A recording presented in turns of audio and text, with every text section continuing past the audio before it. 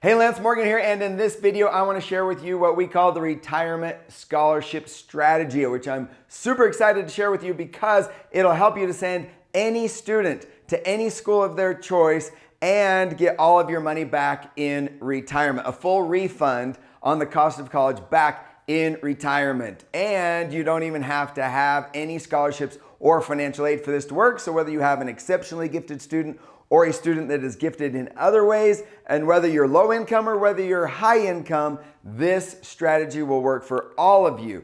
And you don't even have to start when the kids are young. If you already have a high school student or a student already in college, this also applies to you. So basically, this applies to any parent who is planning on helping any student pay for college. If you're not planning on helping your kids pay for college, there's no shame in that, but this probably wouldn't apply to you. But even if you're planning on spending $500 a month or $1 million for your kids to go to school, in either scenario, if you're planning on helping your kids pay for college, this will apply to you. All right, there are 4 college funding secrets to cut the cost of college. We are going to focus on secret number 3 in this video. But secret number 1 is how to maximize the free money and reduce the sticker price of college. That is maximizing the free money like scholarships and financial aid from the schools. The second secret is how to reduce the college loans and loan payments. If you could cut your college loans in half, you could actually cut the cost of college in half. Even though you may not want to use student loans to pay for college, there may be a strategy where it could actually save you a lot of money. Then secret number 3 is the focus of this video, which is the retirement scholarship strategy, how to get an entire refund on the cost of college back in retirement. And then secret number 4 is what we call the retirement restoration from college funding, where you can actually triple. There's 3 strategies we teach to triple your retirement income to make up for helping your kids pay for college. And that is also something we'll cover in another video. But in this video, I really want to focus on secret number 3, which is the retirement scholarship strategy, because how you pay for college is 10 times more important than how much you pay. Now, of course, we want scholarships and financial aid if we can, but this is more important, how you pay for college. And that's what we want to focus on in this video. All right, the biggest savings of all, because you're going to get all of your money back in retirement. So if you help your kids pay for college and it costs you $1 million for 5 kids to go to school, we're going to show you how to get all of that money back in retirement. Also, it works for any school, public schools, private schools, community colleges, trade schools. Maybe your kids want to get a certificate instead of a college degree. It works for all schools. In fact, you could even go overseas and study abroad, and it would still work in that scenario as well. Any student as well, exceptionally gifted students or gifted in other ways. They don't have to be in the top of their class where they're going to get scholarships. You don't have to be low income where you're going to get financial aid. This will literally apply to any student in any situation. And again, it does not require scholarships or financial aid. So even if you're a high income family, this applies to you. And it works for younger students if you're just starting to save for their future college costs. And it also works for those of you who already have high school students or even early in the college years as well.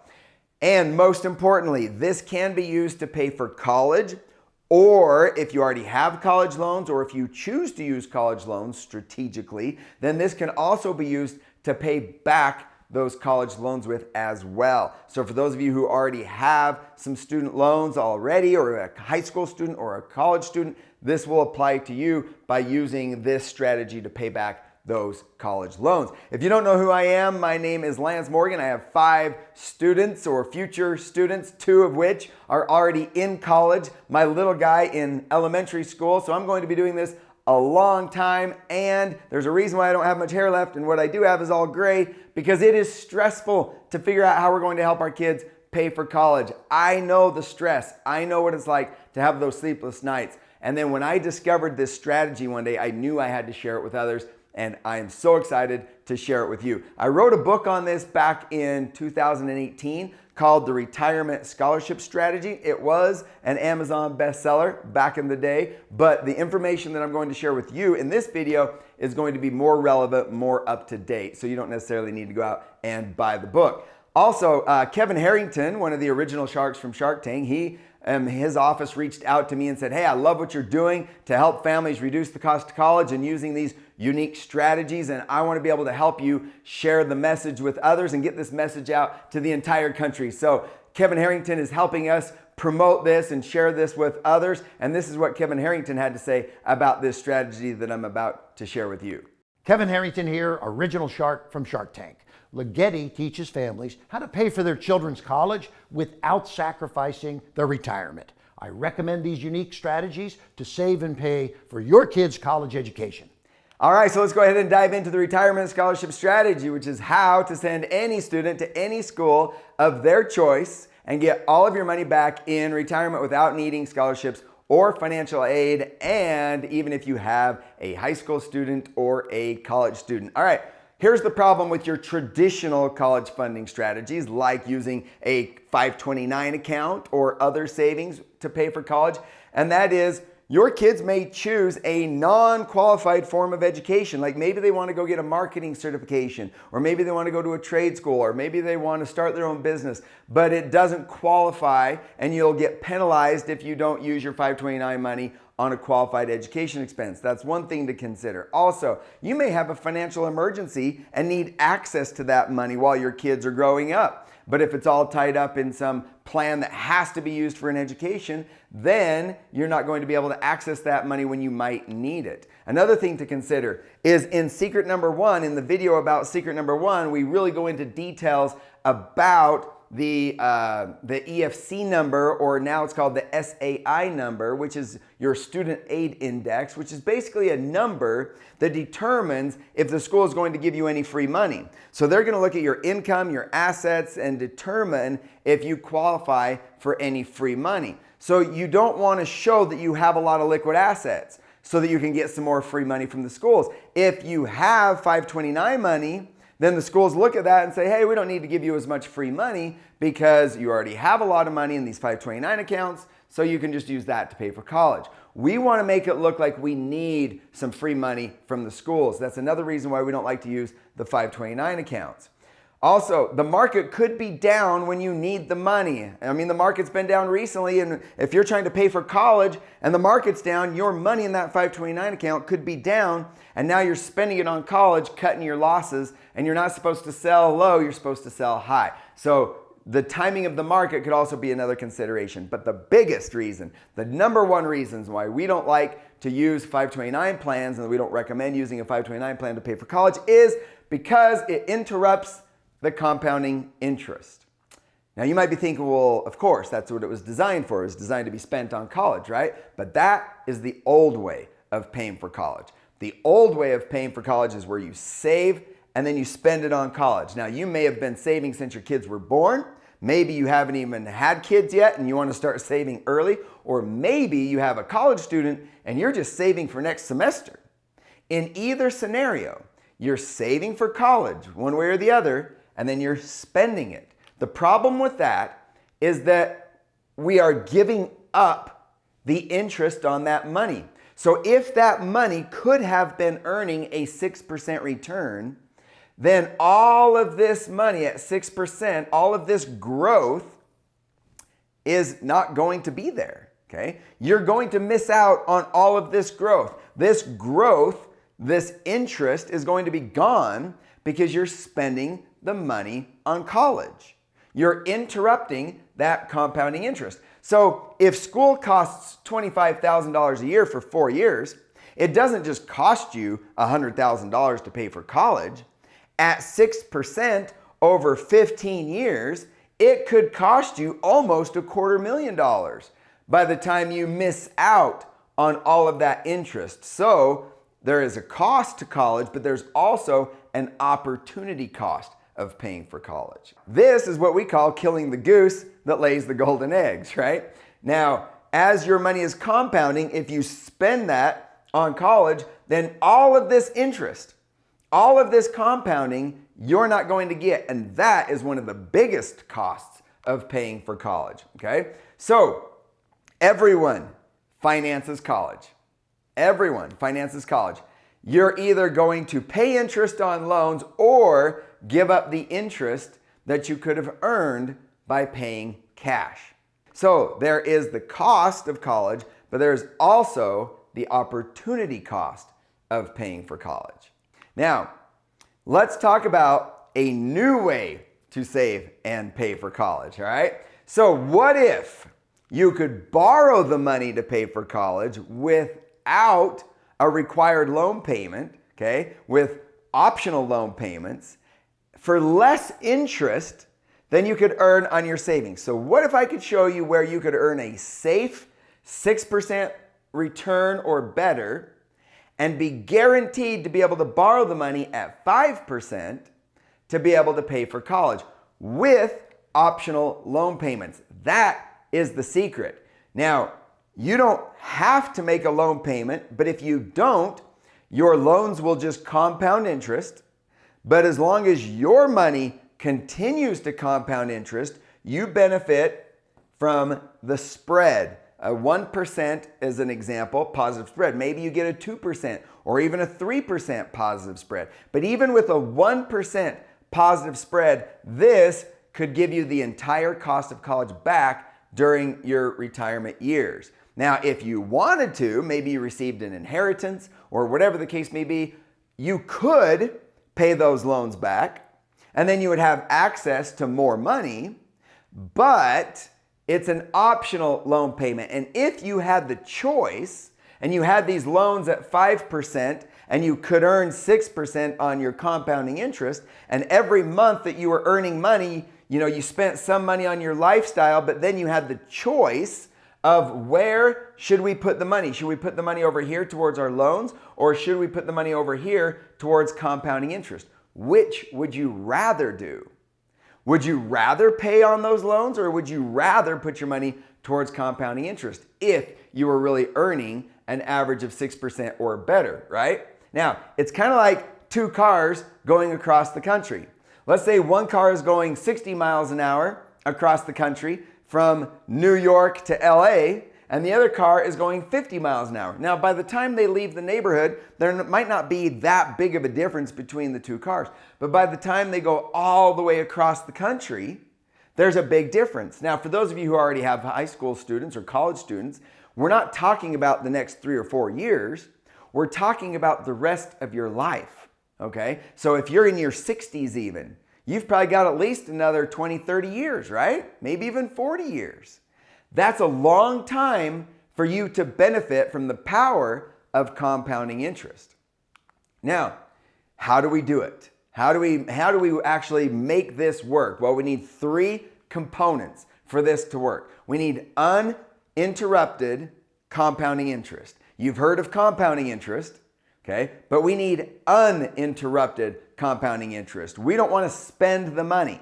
We want it to grow the rest of our lives. Then we need loans at a lower interest rate. Now, you can go out and get loans at a lower interest rate, but do they have optional loan payments? That's the third ingredient or the third component. We need optional loan payments. That doesn't mean we can't pay them back, but it means that we need optional loan payments. Now, I also want to point out something very important here, which is you are not in debt, okay? You are not in debt by implementing this strategy because you always have the money securing these loans.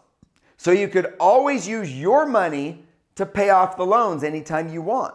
You're never upside down in this strategy. You always have the money to pay off the loans, so you're never in debt. All right, how about 529 accounts?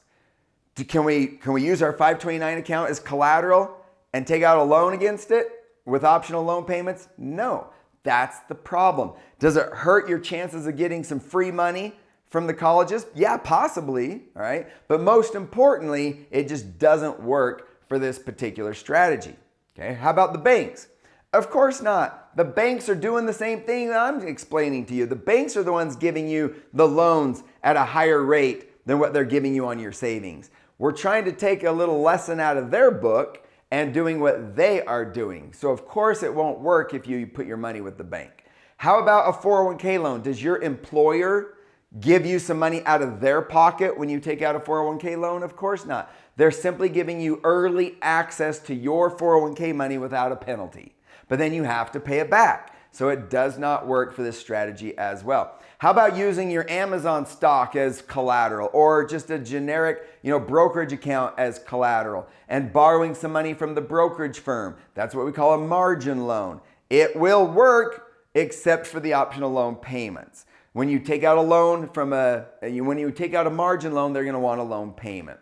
Now, how about real estate? Wouldn't it be awesome if you could go out and get a home equity line of credit and just draw on the home equity line of credit to pay for college without any loan payments? How cool would that be? Even if you could get qualified without jumping through all the hoops of underwriting. And what if your house, maybe this is your house here, right? What if your house continues to appreciate in value and you can take out a loan at a lower rate without loan payments? That would be awesome. Unfortunately, there's not a bank that I have ever found that will give you a loan without a loan payment using your house as collateral, other than actually a reverse mortgage. But you have to be older to qualify for that, and that's a topic for another day. All right, so how about life insurance, like cash value in something like a whole life policy? Well, ironically, this is where it gets interesting. Ironically, insurance companies will let you use your cash value, which, if you don't know how life insurance works, there's the insurance portion and then there's this cash value portion, kind of like a savings account in addition to the insurance. So it's different than term insurance. It has a savings component to it. Well, could we use that savings component as collateral to take out a loan? Yes. And could we have optional loan payments? Yes. However, with whole life, it's going to earn more like a 4 to 5% return. And these loans are usually in that 6 to 8% range. So the problem is that your whole life policy is going to grow like this, and your loans, if you didn't make loan payments, would grow like that, and that would create a train wreck. That would not work, right?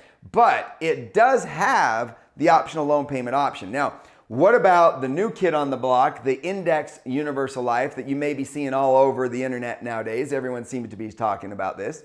Yes, it can earn over a 6% average return, and I'll show you a couple case studies. But yes, it can earn over a 6% return, and yes, there are insurance companies that will give you loans at 5%, and yes, they will give you optional loan payments. So this can work. However, the only problem is the high fees of the actual life insurance. Remember, there's the life insurance piece, and then there's the cash value savings piece. And it's the insurance piece that is very expensive. That's where all the high fees come from. However, there's a secret of the ultra wealthy that you can use too. And I'm going to show you how the billionaires, the large corporations, and the banks are even using these life insurance policies differently, okay? Here's an example. If you go to bankdirector.com, you can learn how the banks are using life insurance. And they say in this video here, they're using it's different than traditional insurance contracts. There's high cash value, low insurance, okay? High cash value, which is like your savings account, less insurance. Now remember, the fees come from the insurance. So if you have less insurance and more cash value, then the fees are low. As it says in here, the cost is low compared to other insurance products. And that's how the banks are using it. Now, Tony Robbins, he wrote this book called Money Master the Game, where he went around and interviewed like 50 of the smartest people in the world when it comes to money. And in this book, he talks about, in chapter 5, he talks about what he calls the secrets of the ultra wealthy that you can use too. And he talks about how they're using life insurance for the tax benefits of life insurance. But he also goes in here and says that it's not even the billionaires that are using it the most. It's the banks and the large corporations. In fact, Wells Fargo had over $18 billion in their Tier 1 capital on their balance sheet back in 2014. And I know that was a while ago, but just to give you an idea that these banks are using these contracts, but they're using them differently, okay? The key is that high fees equals high commissions. Low fees equals low commissions. So if done correctly, it can save you a lot of money in fee. Now, for those of you who aren't familiar with how the life insurance works with cash value, I want to show you how this works using $125,000 of insurance as an example. There is a minimum that you can pay for that insurance, which is what most people are familiar with. That would be called term insurance, where you're just paying the minimum for that insurance. But then there's the maximum. Now, this is where it gets confusing, because have you ever called up your insurance agent and said, hey, what's the most I can pay for that car insurance? Of course not. But with life insurance, there is a maximum, and I'll explain why. Now, the insurance company determines what that minimum number is, and the government sets the maximum. Now, why does the government care how much you pay for that $125,000 of life insurance? Well, because in the 80s, they came out with what we call qualified plans, like your IRAs, 401ks, SEPs, Simples, 403bs, 457s, all these plans. The government gets to tax the money when it comes out in the future. So if you think taxes are going to go up in the future, you could be paying more taxes in the future when you take the money out than if you paid your taxes now. But during that same time frame, they also came out with what we call a MEC, or a modified endowment contract. Now, a modified endowment contract basically means that they're going to tax the money when it comes out if you go over that line. Okay? So, for that same $125,000 of life insurance, you could maybe pay, let's say, $500 a year, or you could pay $10,000 a year. Now, why would you want to pay $10,000 for something when you could get it for $500? Well, because if you paid $500, all you get is term insurance. You just get the insurance. But if you want more than just the death benefit, if you want what we call living benefits, okay, like tax-deferred growth on the money, tax-free access to the money through loans, okay, competitive rate of return in that 6% or better. If you want high contributions, you could dump, my biggest client dumps in $735,000 a year into these plans. All you have to do is, if you want to put in $735,000 a year, you just have to bump up that number, which yes, bumps up that number, but as long as you're putting in the maximum amount, then you're benefiting from all of these benefits, like long-term care riders and things like that, or collateral. Again, how would you like to be able to use your money as collateral and borrow against it at a lower rate? How about SAFE in a lot of states from lawsuits, creditors, and bankruptcies? How about no loss in the stock market, guaranteed to never lose any money in the stock market? How about guaranteed loans? If you have little kids, in 10 years from now, you're still going to be able to get out loans guaranteed without qualifications of underwriting or application credit checks, none of that. Unstructured loan payments, meaning you don't have to make loan payments. Okay? Liquidity, use, and control of your money, and deductible contributions. That one we're not going to be able to get if we get these other benefits up here. Now, the less you pay, you're going to get what we call death benefits. The more you pay, then you're going to get what we call living benefits. Now, here's where everybody goes wrong. Everybody learns about all these benefits, but they don't take full advantage. It's like building an apartment complex and only having 30% occupancy.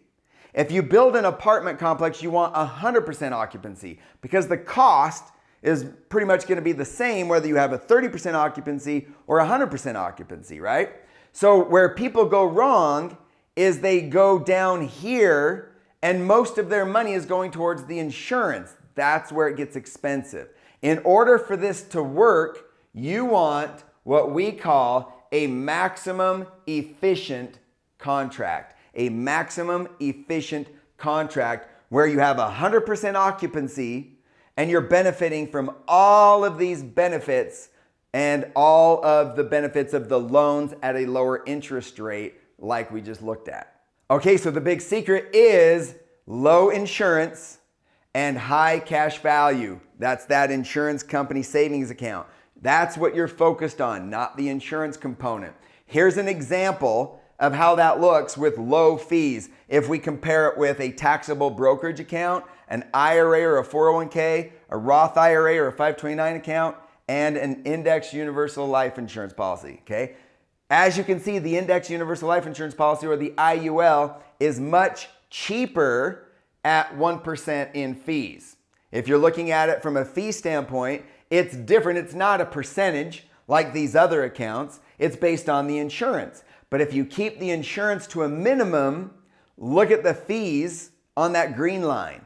The fees could actually be less than some of these other options. However, if you do it the wrong way, this is why everyone on the internet or your financial advisor might say, oh, don't ever use life insurance because it's so expensive. That could be the case if you do it the wrong way. If you don't set it up correctly, look at the fees compared to these other options.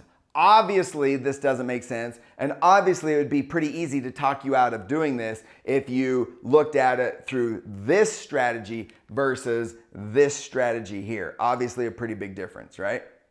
Okay, so how can these insurance policies earn 6 to 8% without stock market losses? Sounds a little too good to be true, doesn't it? Well, this is how they do it. The insurance companies put most of your money into what we call a general portfolio that looks a lot like this. So most of the money is going to be in bonds, and not just any bonds, high grade bonds. And as a general rule, this policy or this portfolio over time should average around 5%. Obviously, it's based on interest rates. Sometimes it's higher, sometimes it's lower. But as a general rule, over time, this portfolio averages around 5%, okay? Now, then what they do is they figure out how much do they need to save into this general portfolio at 5% to be able to get your money back. So if you gave them $1,000, they figure out that they might need to save $950 into the general portfolio at 5% or a little better to get you back your $1,000, right? Now, if that's only paying 4 or 6, that will vary some of these numbers. But as a general rule, about 95% of your money every year goes into this portfolio. That means they've got basically the interest on your money, that they can be a little bit more aggressive with it and put it into the stock market through purchasing options on an index. An example of an index would be the S&P 500. That's a common index, but there are other indices to choose from as well. This is why they call these index universal life insurance policies, because some of the money, okay, goes into buying options on an index. Now, if you're not familiar with options trading, you could probably watch a YouTube video on it or something like that. But basically, it's like buying a lottery ticket, betting on whether or not the index is going to go up in a year from when you buy that lottery ticket. If the index goes up, your lottery ticket is worth a lot of money because you get to buy that index at today's dollars, you know, when you bought that ticket, right? Now, if the market goes down, if the index goes down, your lottery ticket is not worth anything. Okay? So it's a high return, or you could lose all your money. But you're only losing the interest on your money. You're protecting your principal from year to year. Okay? So on a really good year, your $50 might be worth $100 a year later, if that index went up, okay? $100 plus your $1,000 equals the equivalent of a 10% overall return. So that's how you can get a double-digit return without losing any money. Now, the best I've seen is usually in that low 20% range. Some of our clients can get in those low 20% range, but that's probably on the high end. There is no cap on certain products. Some products have a cap. Some products don't have a cap on how much you can earn. But even the ones who don't have a cap, I would say being able to turn that $50 into $200, that's a 20% return. So in other words, your $1,000 plus your $200 equals $1,200, the equivalent of a 20% return. That's on the high end, okay? So your range is anywhere from 20%, let's say, on the high end, to what happens if the index goes down? You lose your $50. However, you still have your 1,000. That's where your range is. Anywhere from 0, guaranteed to never lose, 0 to maybe, let's say, low 20s on the upside, okay? It looks a little something like this. When the market drops, you don't lose. When the market shoots up, you might not earn as much on the upside, but would you rather earn 20% on all of your money or 50% on half of your money? Do the math. It might surprise you. Believe it or not, 20% on all of your money is a lot better than 50% on half of your money, okay? So the key is that you don't lose, and every year it resets. So every year it draws a new line in the sand and it looks at what's happening from year to year. So you don't have to get out of the hole in this IUL because it draws a new line in the sand every year, and it's that reset that allows the money to always ratchet up instead of trying to make up for those losses. Okay, here's an example of one of our clients that started back in 2007. It was actually April of 2007. And at the time, illustrated was 5.95%. That is what we were illustrating, okay? However, the market crashed in 2007 and 8, and this client got zeros for 2 years in a row. So they were just under 72,000 instead of almost 79,000, which is what we were projecting. However, in the third year, they got just shy of a 19% return on all of their money, putting them at 127,000. They were only projected to be at 121,000. So they got ahead of schedule in the third year, and they stayed ahead of schedule after that. The average return has been over 6%. Now, what I like the most about this example is they actually got 5 zeros out of the 15 years. That means a third of the time they didn't make any money, but they didn't lose money in the stock market. The average has still been over 6. Now, some of our clients have done better than that. This is one of our worst examples to show you how this works over a 15-year window. As long as you can average better than 5%, then you could have a positive spread on your money. Now, this is one of the companies that we work with that came out with a product in 2006, and they've looked at all of their clients, not just one, all of their clients through the end of 2022. So it's a little bit older than when I'm recording this video, a little bit dated, but just to give you an idea that if you started in 2006, before the recession, 2006, 2007, okay, 2008 in the recession, okay, your average return is going to be around 6% so far. Now, this is not the actual return each year. This is the average return since they started. If you started your policy after the recession and your first year was a really good year, then sure, your average so far has been over 7%.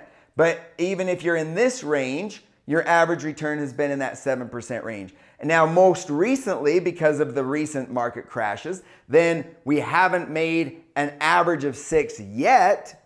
But again, we're looking at this over the next 20, 30 years of your life. Okay? It's all about looking at this long term. You're guaranteed to be able to borrow the money with this company at 5%. So as long as you do better than 5%, then you've made a positive spread. Here's a little brochure on the fixed 5% loans with optional loan payments. It says in here that there's this annual upfront interest rate that is locked in when you purchase your policy and won't change. So even if you have younger kids, you're guaranteed to be able to borrow the money at 5%, even if it's in 10 years from now. Locked in and won't change, and the rest of your money continues to earn the interest of whatever the index earns. So it could earn 16% one year, it could earn 0 one year, all right? But over time, on average, if you're in that 6% plus, right, then you've got that 1% positive spread, okay? All right. What if I already have a high school student or a college student and I don't have one of these plans in place? Is it too late. No, it is not too late. You just need to add one more element to this, okay? For example, earlier in this video, I talked about how this was the biggest college savings plan, works for any student, any school, okay? Doesn't require scholarships or financial aid, younger students, older students, and it can be used to pay for college, or, and here's the key, it can also be used to pay back college loans. So if you have a high school student or a college student and you don't have one of these plans in place yet, then what you'll do is you'll use, number one, you'll start with college loans to pay for college. So step one, use college loans to pay for your next semester's bill. Step two, start saving right away into this insurance plan. Then step three, use the insurance loans to pay back the college loans after graduation, because your college loans can be deferred on the payments. The payments can be deferred for 6 months after graduation. So you don't have to make any payments on the college loans. You can make all of your payments here, okay? Make all of your contributions here into the insurance plan, then use the insurance loans to pay off the college loans, okay? So again, maybe over the next 5, 10 years, 15 years, you start saving money. Okay? Then after graduation, you take out loans for 10 years or 5 years or 15 years, and you pay back the original college loans. That's how you do it if you have a high school student or a college student. It is not too late. Okay? Now, what if the college loan rate is higher than the 6 to 8% interest that the IUL can earn? Well, there's a difference between compounding interest and a decreasing interest. This is compounding interest. If you don't make any payments on these loans, those loans are compounding. Your money is compounding. It's the difference between those two of 1% that gives you that full refund off the cost of college. If you have college loans, that interest on that college loan, even if it was at 8%, even if you had a higher interest college loan, that interest is going down every year because the loans are getting paid off. How are they getting paid off? They're getting paid off by taking loans at 5% over here and using that money to pay those off. So you could pay those off in one shot. You could pay them off over 5 years, over 10 years, over 15 years. It all depends on how much money you have saved into this plan. Okay? But either way, this interest is actually decreasing. Let me show you the actual numbers. Here we have a $100,000 loan at 8%. This could be a college loan at 8%. And we're making our monthly payments of, let's say, $1,200 a month, $1,250 a month, right? Look at the interest. The interest is going down because your balance is going down. Yes, it's 8% interest, but it's 8% interest on a smaller number every year. So it's a decreasing interest because your balance is decreasing. So yes, this will still work even if the college loans are costing you higher interest than what you might earn on the IUL. Now, there are a million reasons why you don't want to take out college loans, but let's talk about why you may want to use federal college loans to pay for college. Now, I know this is going to throw you off a little bit because everyone wants to avoid taking out college loans. But let me show you something. I'm going to give you a little sneak peek of secret number 2, which is how to reduce the college loans and the college loan payments, okay? Now, I have another video that dives into that in a lot more detail, but let's just give you a little sneak peek on the secret of using college loans. And the secret is loan interest rates are not the most important consideration. Everyone, when they go to take out college loans, the first thing they look at is the interest rate on the loan. That is not the most important consideration. Using college loans strategically could save you some of the most money off the cost of college. It's a huge, huge savings. That's why I recommend not using your 529 accounts, your savings accounts, your retirement accounts, even your whole life insurance or your cash flow to pay for college. I recommend using the federal loans to pay for college, and I'll explain why. Now the kids can only get a minimal amount of either subsidized or unsubsidized Stafford loans. $5,500 the first year, $6,500 the second year, and $7,500 the last 2 years. And in a 4-year degree, that's $27,000. If they go on to 5 years or 6 years, they can keep borrowing $7,500. If they go into graduate school, they can borrow an unlimited amount for graduate school, but for an undergrad, only $27,000. But the parents can borrow the difference from the government and federal loans. Now, even if you make too much money to qualify for any sort of financial aid through the FAFSA, and even if you don't make any money at all. Now, think about this for a minute. Yes, it's true. The government will loan you money if you can fog a mirror. If you have like a basic low credit score and you don't have any like student loans that you've defaulted on yourself, you can borrow the money to pay for your kids' college even if you don't make any money yourself. I'm not saying I agree with it. I don't think it's necessarily right, but it is what the government is doing to solve the problem with the high cost of college. It's called income-driven repayment plans. If you don't know what an income-driven repayment plan is, this could be your lucky day. The loan payments are a percentage of the income of the parent, not the parents, that takes out the loans and not the loan balance. Think about that for a minute. I'm going to say it again. The loan payments are a percentage of the income of the individual parent that takes out the loans, not the parents. You could have 5 kids go to Ivy League schools and borrow $1 million from the government. Now, why would the government loan you $1 million to send 5 kids to school if you have no income? I don't know. I have no idea why they are doing this, but this is how they're solving the problem of the high cost of college. Take out the loans on the parent that makes the lowest income, even if they don't have any income at all. It's not about the interest rate on the loans. Go out to studentaid.gov and look it up. On studentaid.gov, just do a search for income-driven repayment plans, and it says right here, if your loan payments are high compared to your income, you may want to repay your loans under an income-driven repayment plan. Here are some of the income-driven repayment plans. Let's take a look at them a little bit closer, okay? We have the income contingent repayment plan, or ICR, which is 20% of your discretionary income for 25 years.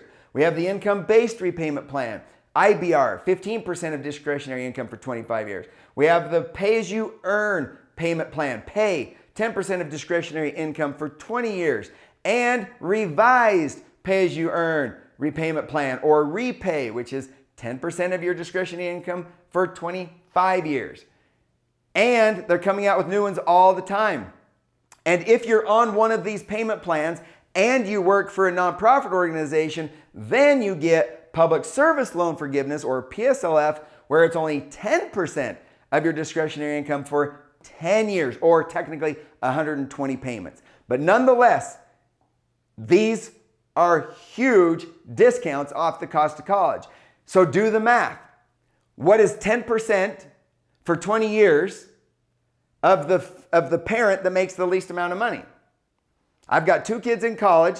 My wife makes no income. She has no traditional income. We are taking out the loans for both of my daughters that are in college without any income.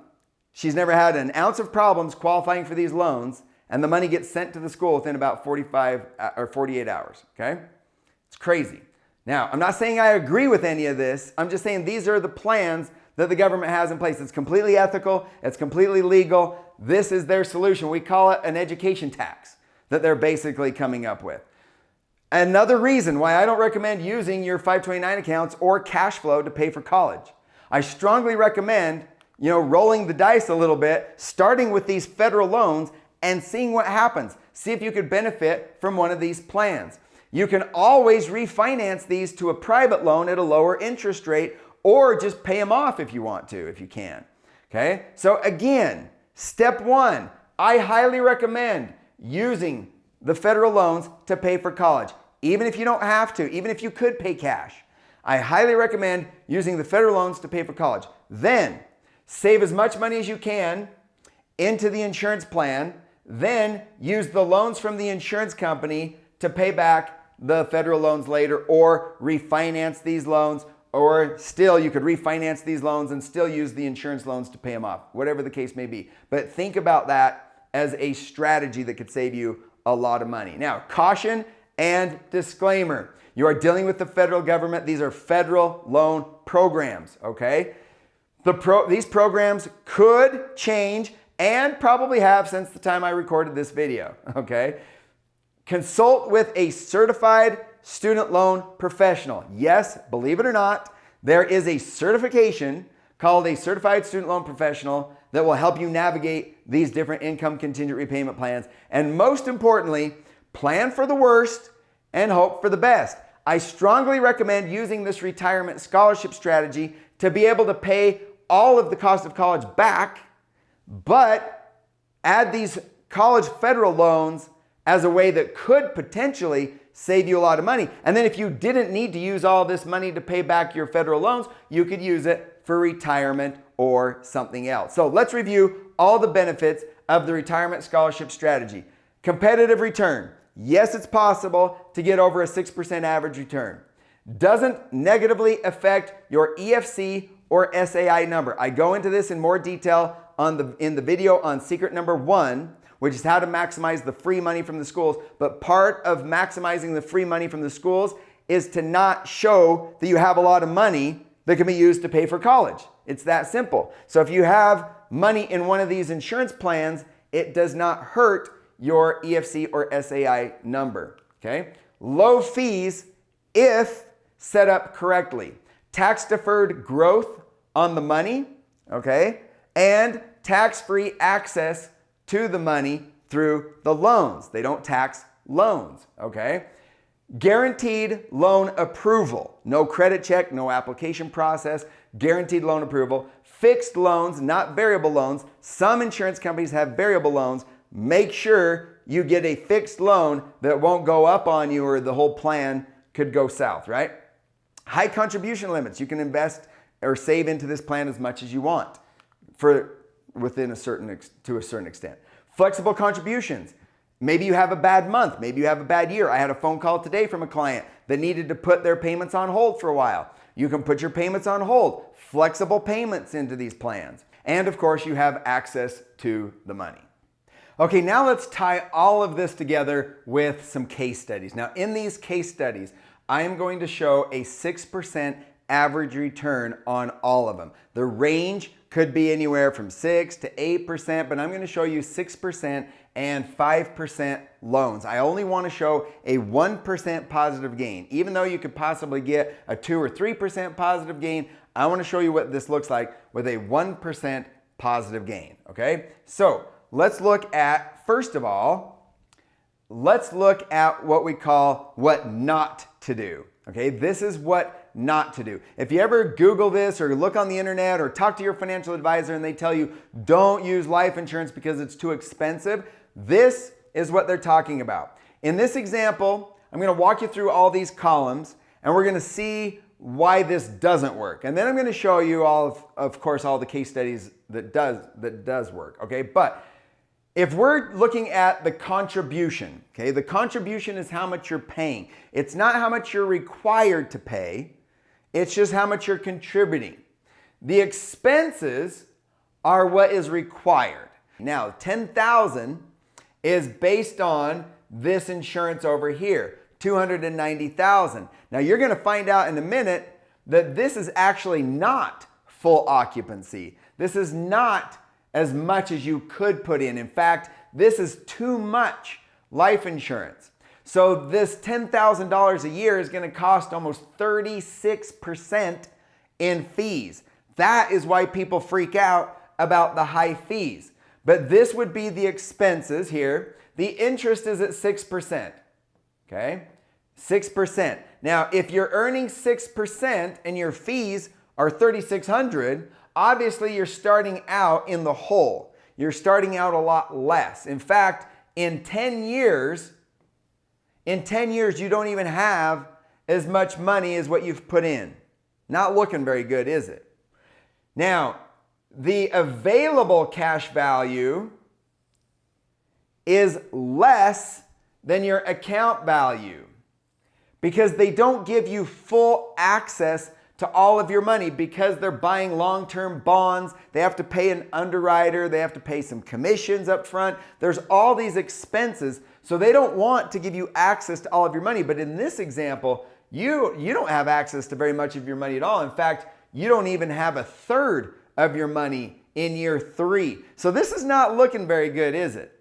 And of course, if heaven forbid you died, well, then you would get your money back. But we don't want to have to die for this to make sense. But the biggest problem is that what happens when you get older to the cost of the insurance? Watch the expenses column and watch the insurance. As I scroll down, and I come all the way down here till the end, look at my expenses. My expenses have gone way up because I'm still paying for $290,000 of insurance and I'm getting older. I'm in my 80s and my 90s now. So the cost of this insurance is higher. Now, remember, we never put in more than $100,000. We did $10,000 for 10 years and then we stopped. But the expenses didn't stop. And so the expenses got so high that the expenses became higher than the interest. So over all those years, you paid $467,000 in expenses and only earned $367,000. Okay? That doesn't look very good, does it? And the reason is because of the insurance. The insurance is too expensive. That's why the fees went up so much. Now, let's look at the right way to do it.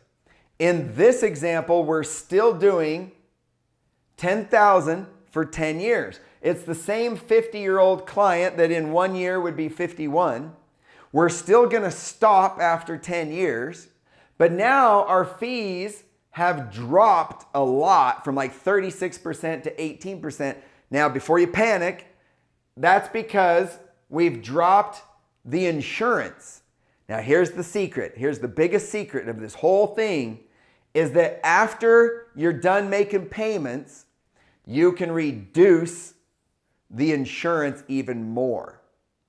Now, that is what causes the fees to drop. Okay? Now, look at the interest.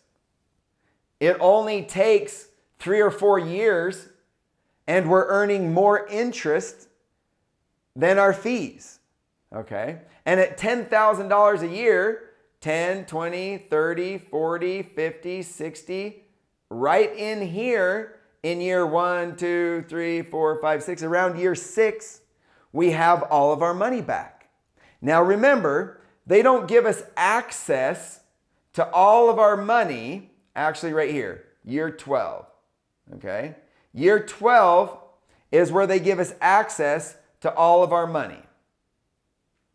But we still have access to quite a bit of it in the beginning. And again, if you have high school students or college students, you can use this to pay back college loans with. So for 4 years while the kids are in school, 4 or 5 years, right? We can be building up this money. Does that make sense? Okay. Now again, let's look at my expenses. Okay. And let's look at the insurance. And then let's scroll down now. And let's look at these years down here. Now, instead of $467,000 of fees, it's only $65,000 in fees. Not bad at all. and we've earned $1 million of interest at 6%. Okay? And our insurance stayed low. That's the key. Keep the insurance low.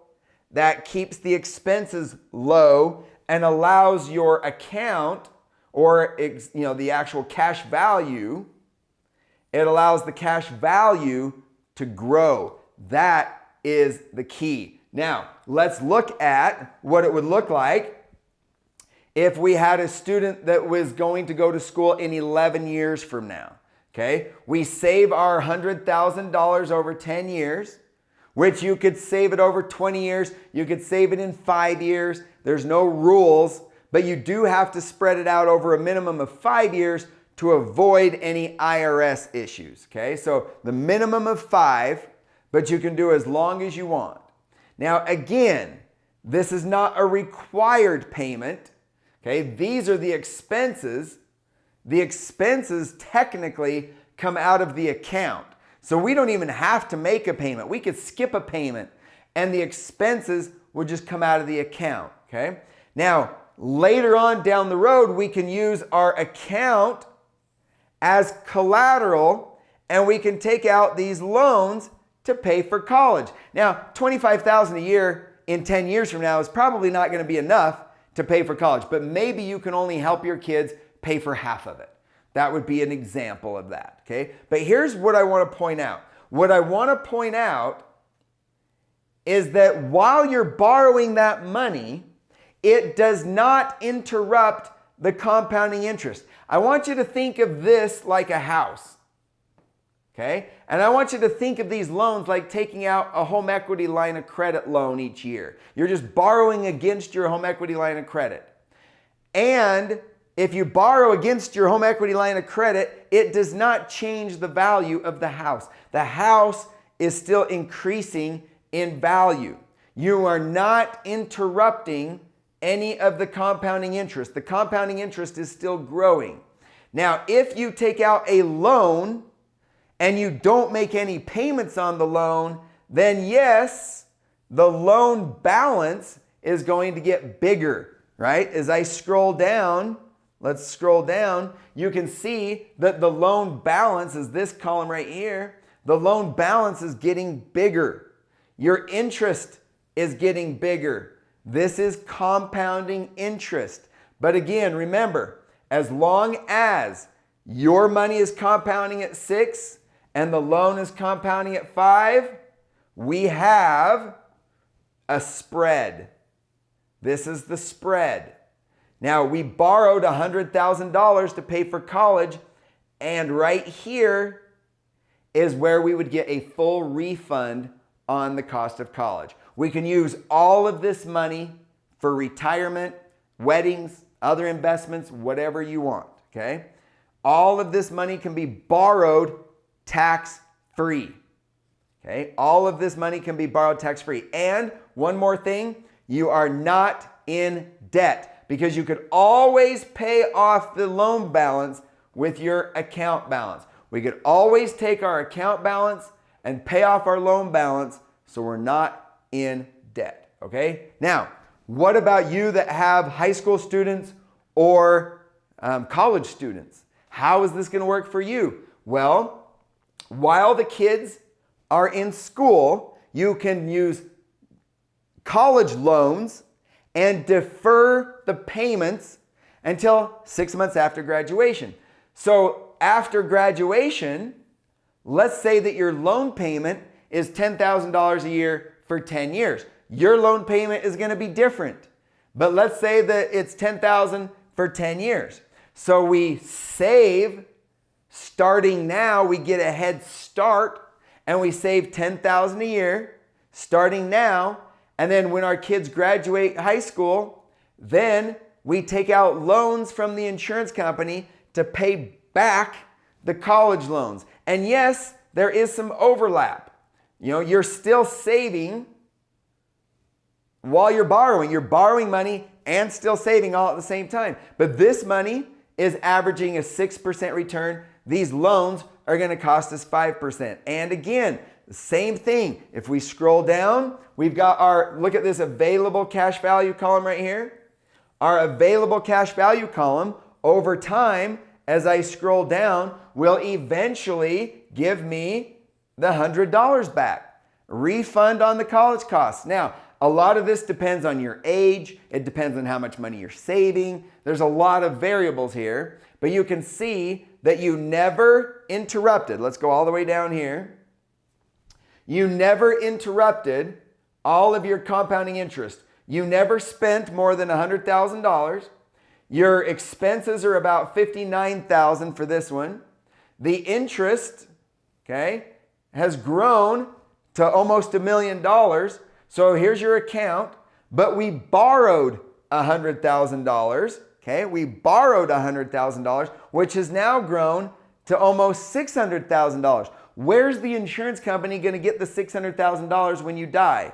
They're going to take that $600,000 out of your 900 plus thousand, and your family is going to get what's left. Now, here's the key. I want you to think about this. That's a good deal for you, but the insurance company's got to stay in business for this to work. So how do they benefit? Well, they benefit from the expenses, and then when you die, they benefit from all that loan interest. It's an investment for them. If you're paying them 5% interest, even if you're not making payments, that interest is growing. Your loan balance is growing. Someday when you die, they collect all that interest. And out of all of this $394,000, how much do they have to write a check for out of their pocket? Think about it for a minute. Only the $9,800. This is your money. This is your savings account. This is your cash value savings account. You can use this in your retirement years. This is the insurance that they have to write a check for out of their pocket. And it all comes to you tax-free, income tax-free, in the form of a death benefit. Even the savings. All of it comes in the form of a death benefit. Okay, now let's look at another example. Let's say that it costs you more than $10,000. Let's say that your future loan payments are going to be $19,000 a year. Well, then you might need to save $19,000 for the next 10 years, and then everything else works the same way. You have higher expenses because you have higher insurance. But you can still reduce the insurance after you're done making payments. Now, even though your expenses are higher, so is your interest. And so is your account value. Your account value is also higher. And then, of course, you can use your account value as collateral. You can take out all these loans, borrow all this money from the insurance company. You're never in debt because we could always take this money to pay off this loan balance anytime we want, okay? And then we just let this whole thing grow, and watch this column right here. Watch this column. Now we're putting in $190,000. Well, if we scroll down, eventually, again, we get a full refund off the cost of college. But you don't need to wait. You don't need to wait that long. You can use all of this money during retirement for whatever you need. Okay? All right, now, how about a bigger case study? Maybe you have multiple students, and maybe you have some students that are like 2 years apart. So the loan payments look like this. Because you have multiple students 2 years apart, it's going to look something like this, where once they all overlap, okay, then we have a bigger balance, but then it goes down, right? So this is an example of 2 students. Same thing. This is a total of almost $350,000 in loans that you need. So we need to save some money so that we can use that money as collateral. Now, you could keep saving if you want. You don't need to do it in 10 years. You could spread it out over 15 years if you wanted to. But the same concept applies. Here's the $320,000. Here's the money that we borrow. And again, full refund on the cost of college. You don't have to wait. You can access the money earlier. We can take this money and pay off our loans anytime we want. Okay? If we let this thing run and we look down here at the latter part of our life here, what is going on? Here we go. All right. Down here, the latter part, we never put in more than $320,000. That was the max we put in. Okay. The insurance company took out $186,000 in expenses. We've earned over $3 million of interest for an account balance of over $3 million. We borrowed $350,000 in college loans or life insurance loans to repay college loans. Now, what happens if you could potentially get some sort of a loan, an income-driven repayment plan, and keep a lot of this money? But again, plan for the worst, hope for the best. Okay, so we could pay back all those loans. Now, there's all that loan interest the insurance company gets. When you die, this is coming out of your account. And then this, okay, is what goes to your kids. Your family, your estate would get $1.2 million in this example, okay, if you didn't use it for retirement. But you could, of course, use the money for retirement if you wanted to. All right, here's an example of using it for retirement. This is the same scenario, same case study, but now watch. Scroll down here. We can continue to borrow money in retirement to supplement our income. You take out loans in retirement just like you take out loans to pay for college, and it's all income tax free. My biggest client is living on $250,000 a year in loans and could qualify for food stamps because he shows no income. He doesn't have his Social Security taxed. He gets his full Social Security benefits because he's living on loans. That is the secrets of the ultra wealthy that Tony Robbins talks about in chapter 5 of this book. Okay, so income tax-free retirement, also very powerful. But again, if we scroll down, take a look at this. That's over $800,000 in loans, and you only put in $320,000. So you contributed $320,000, you borrowed $800,000 for college and retirement, and you still leave $250,000 to your family tax-free, income tax-free. Pretty cool, huh? Same concept. Again, you have a huge loan balance. Your loan balance is huge, but it comes out of your account value upon death. Okay? All right. Now, let's take a look at another one. Maybe you already have a lot of money saved. Maybe you have a lot of money in 529 accounts, and it makes sense to pay a little penalty on the gains. Remember, if you moved your 529 money, you would pay a 10% penalty on the gains and taxes on the gains. But if you spread it out over 5 years, you only pay a fifth of the taxes and penalties each year. And it allows the money to keep compounding interest over 5 years. And there's also the opportunity cost of paying cash for college. So if you pay cash for college, then you're going to give up all the interest you could have earned on that money. But maybe you have this money in a brokerage account. Maybe it's not in a 529 account, or whatever the case may be. We could move as much as $1 million over 5 years and still pay back all those federal loans. Yes, over $1 million in federal loan payments or private loan payments. Hopefully you could even get an income-driven repayment plan and not have to pay all that back and keep your $1 million for retirement. But nonetheless, almost $1 million in and borrowing over $1 million to pay back college. And if we fast forward, same story, you get a full refund on the cost of college. Now, I know those are some big numbers. So some of you obviously don't have that much money saved. Let's look at another one over here where you don't have very much money that you can save each month. And you need to spread things out. You can't do it in 10 years. You have to spread it out over 20 years. That's $162,000 over 20 years. And then you might have to spread out the college loan payments. Maybe you can't pay the college loans back over 10 years. Maybe you need to spread the college loan payments out. But let's scroll down. Let's look. There we go. $162,000 saved into this plan.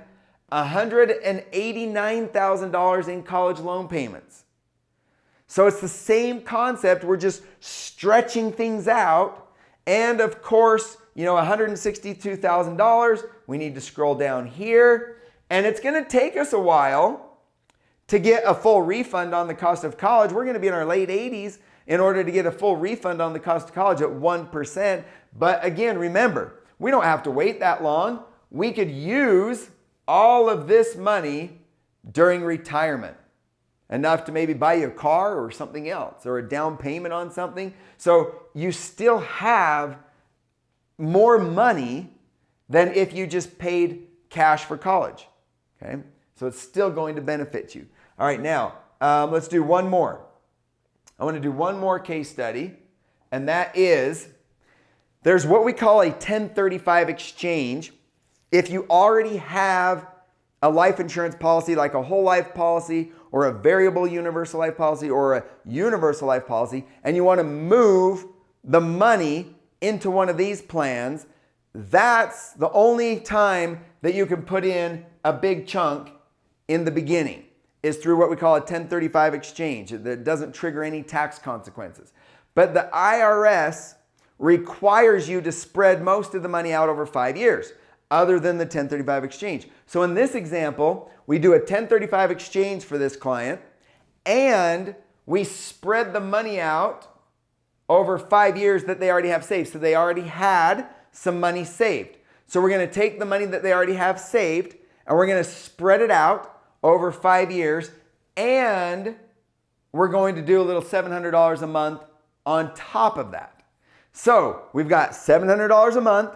We've got some existing savings that we're going to spread out, and we have a 1035 exchange, just to show you how complicated it can get. But we're still only saving $190,000 into this plan. Then we're going to borrow over $200,000 to pay back college loan payments with. Same story. We're paying back our college loan payments by using our money as collateral. And again, if we fast forward down the road here, this $190,000 that we saved, we are still going to be able to get a full refund to use all this money in the latter part of our retirement. Or, of course, you can use it up here as well. Or like the other case study, you could just borrow a little bit every year to supplement your retirement income. Now, this can also be used for more than just college funding. Yeah, you could use it for retirement as well, but you could also use it for marriages. My oldest daughter, just got married just recently, and we're happy to have David in our family, and it was a great time. And you can even use this to pay for weddings. I have 4 daughters, so that can come in handy. But this can be used for paying for college, obviously, paying back the college loans like we talked about if you have older kids, weddings, or any other major capital purchase or major expense, okay? Taxes, my dad always used his. My dad was a big real estate investor. He used his insurance plan to borrow money to pay his taxes every year. And then he could always pay those off, or he didn't have to if he didn't want to, right? Retirement, if you don't end up using all this money, or if you have money left over, like I said, you're going to get a full refund. So if you get all this money back in retirement, you can use this money for retirement. And other opportunities, other investments, starting a business. Maybe the stock market's down. You want to take a loan and invest in the stock market. You can do all sorts of things using this particular strategy. Now, caution, not all life insurance earns 6 to 8%, okay? Not all insurance companies offer a 5% fixed loan. And your financial advisor is going to tell you not to do it, and your insurance agents will try to sell you too much life insurance. And the reason that I know this is because that's how I started in the industry. I was a traditional licensed fiduciary. I had one of the nicest offices on the busiest intersection in town, and I did a lot of assets under management where our goal was to invest people's money at a 1% fee, and then I got residual income on all that. I did a lot of mutual funds. I helped companies set up 401k plans, IRAs, Roth IRAs, and yes, I even taught a lot of people to use 529 accounts. And I also taught people not to use life insurance because I told people that the fees were too high, that there was no way it could earn 6% returns.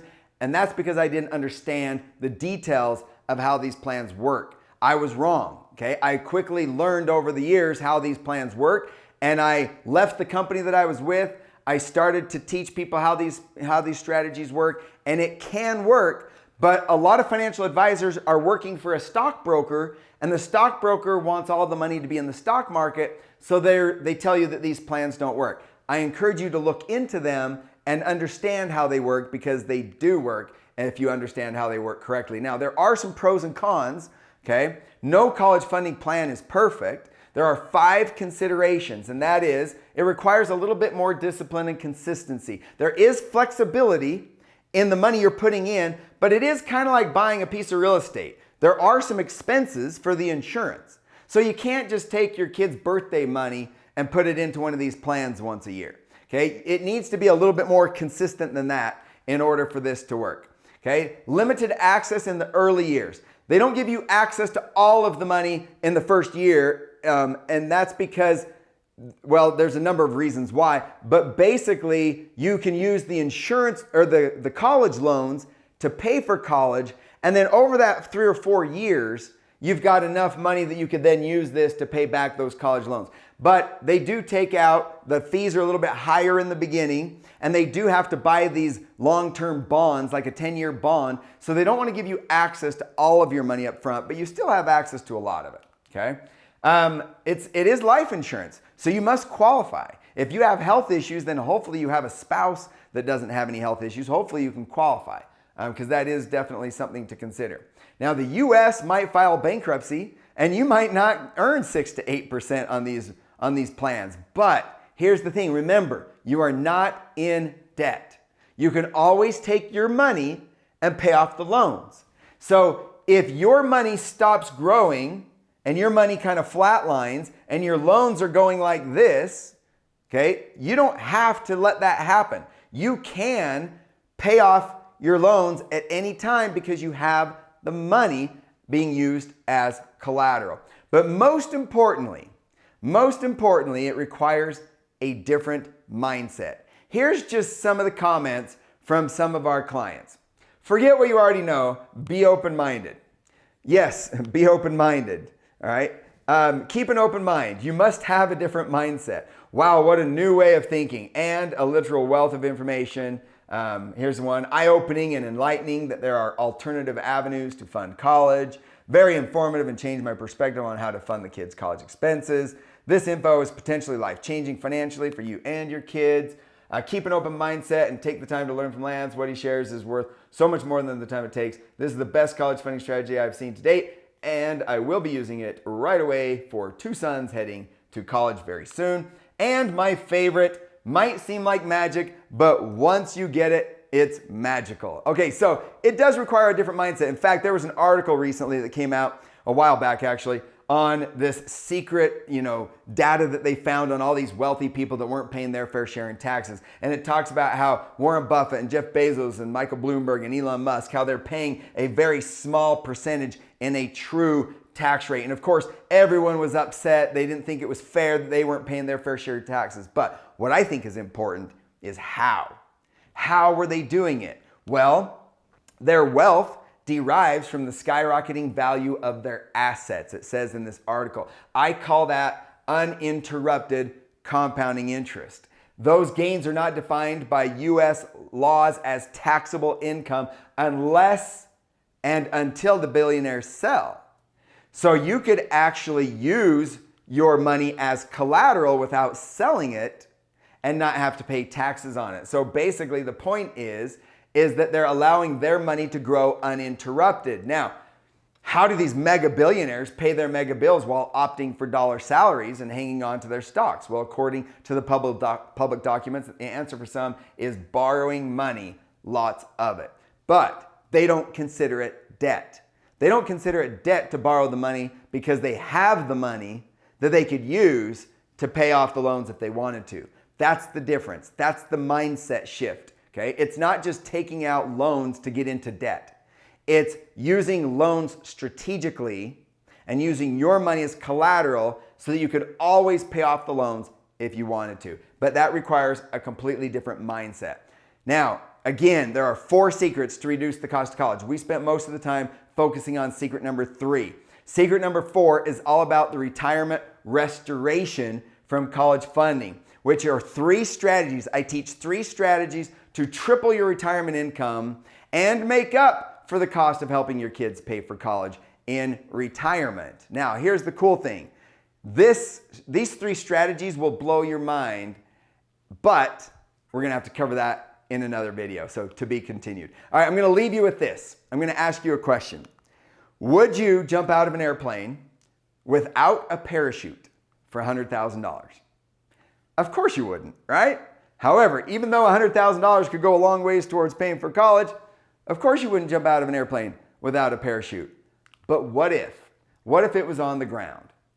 That changes everything, doesn't it? Especially if it's got these little bouncy slide things to jump on. You could have just missed out on $100,000 because you didn't have all the facts. Now, the reason why I bring this up is because let's talk, let's run your numbers, let's answer all your questions.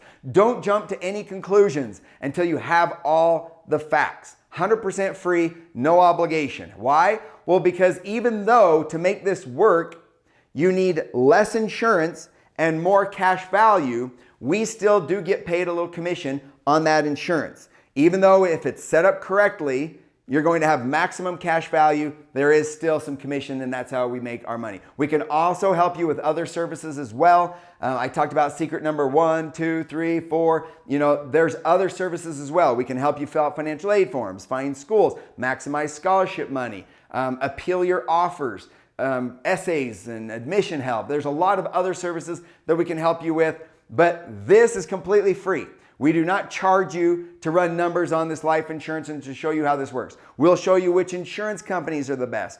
We'll show you how to make sure that the fees are the minimum fees. We'll show you how to access the money, borrow the money. We'll meet with you every year and maintain the plan, making sure that you're on track. You saw my case study of the client that's been around for 15 years. Every year, we're gonna keep track of where you're at based on what we illustrated. So if you wanna work with us, if you want us to run some numbers for you, again, 100% free, no obligation, all right? Just click the link. There should be a link somewhere around this video that you can click and book an appointment with us, and we'll run all these numbers for you for free.